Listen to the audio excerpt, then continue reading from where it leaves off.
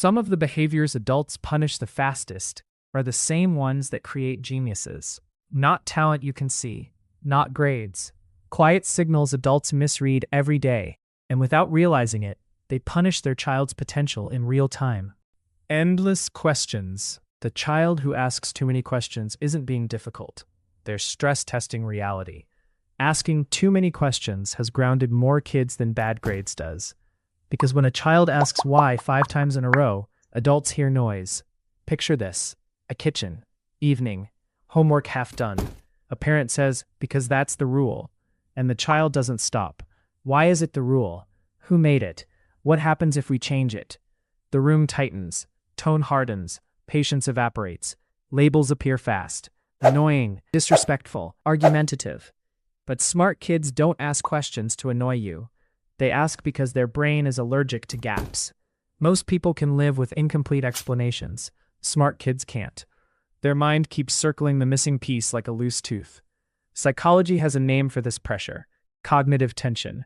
It's the discomfort you feel when something doesn't make sense yet. Average brains tolerate it. Curious brains eliminate it. So when a child asks why repeatedly, they're not questioning authority. They're running a mental audit. They're testing logic. They're mapping cause and effect. They're building internal models of how the world works. To an adult, it feels like defiance. To the child, it's problem solving. Now here's the turning point most parents miss. The moment a child stops asking questions is not the moment they learn respect. It's the moment they learn to turn their mind down. The brain learns something dangerous. Questions equal trouble. Curiosity gets rerouted into silence, or worse, into anxiety. That's the fork in the road. One path leads to compliance, the other leads to comprehension. Adults operate on efficiency. Kids operate on exploration. Efficiency wants answers that end conversations. Exploration wants answers that open systems. So when a parent says enough questions, the child hears, don't look under the hood. Here's the uncomfortable truth. Smart kids are mechanical thinkers.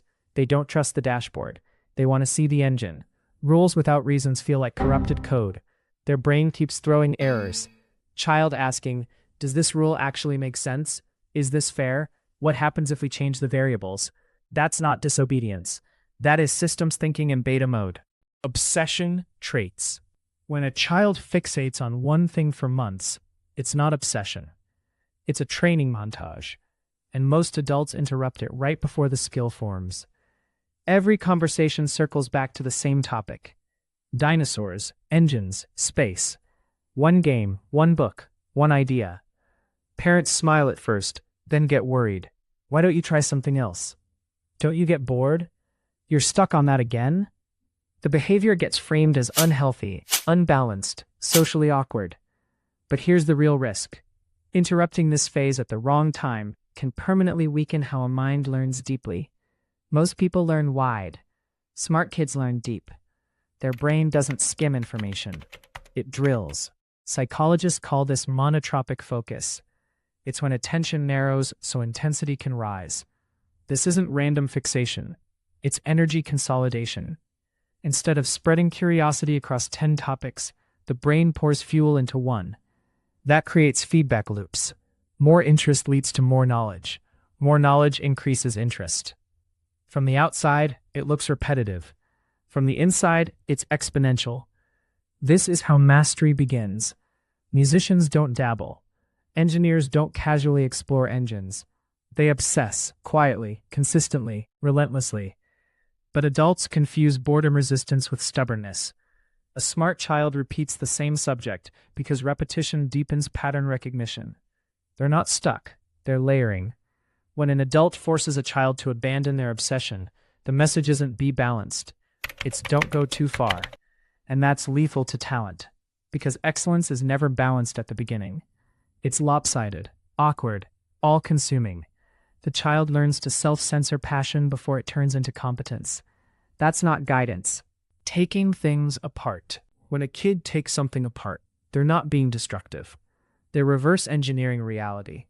And that instinct is exactly what adults try to stop. A toy stops working, a remote goes missing, a clock lies open like a crime scene, screws on the floor, parts everywhere. The reaction is instant. Why would you do that? You just broke it. Don't touch things you don't understand. Punishment follows, frustration rises. But here's the twist. The child wasn't trying to destroy anything. They were trying to see inside the mystery. Smart kids don't trust surfaces. They trust structure.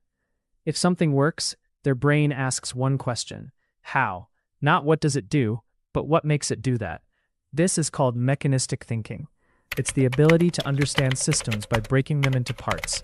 It's how engineers think, how surgeons think, how inventors think. The child isn't careless. They're mapping cause and effect. Each screw removed is data. Each part exposed reduces uncertainty. To an adult, the object had value as a tool. To the child, it had value as a lesson. Two different currencies, one conflict. Here's the moment that changes everything. When a child gets punished for taking things apart, they don't learn to be careful. They learn that curiosity is dangerous.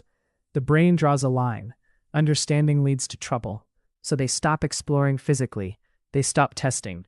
They stop experimenting. And later, we ask why they're afraid to try. Breaking things is not the goal. Understanding is. The fix is not prohibition. It's controlled access. Old electronics, broken appliances, designated take-apart objects.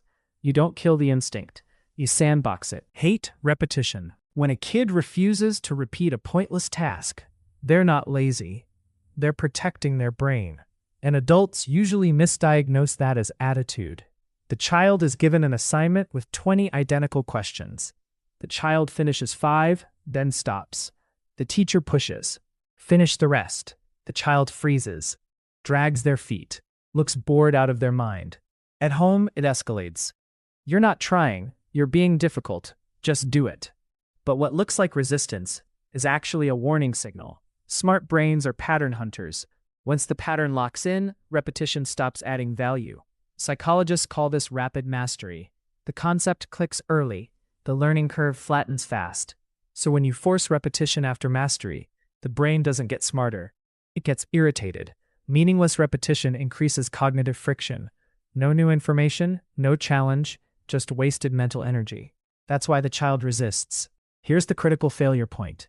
When adults punish resistance to repetition, the child learns that efficiency doesn't matter. Only compliance does. So they slow down on purpose. They disengage. They mentally check out. Not because they can't do the work, but because the system stopped making sense.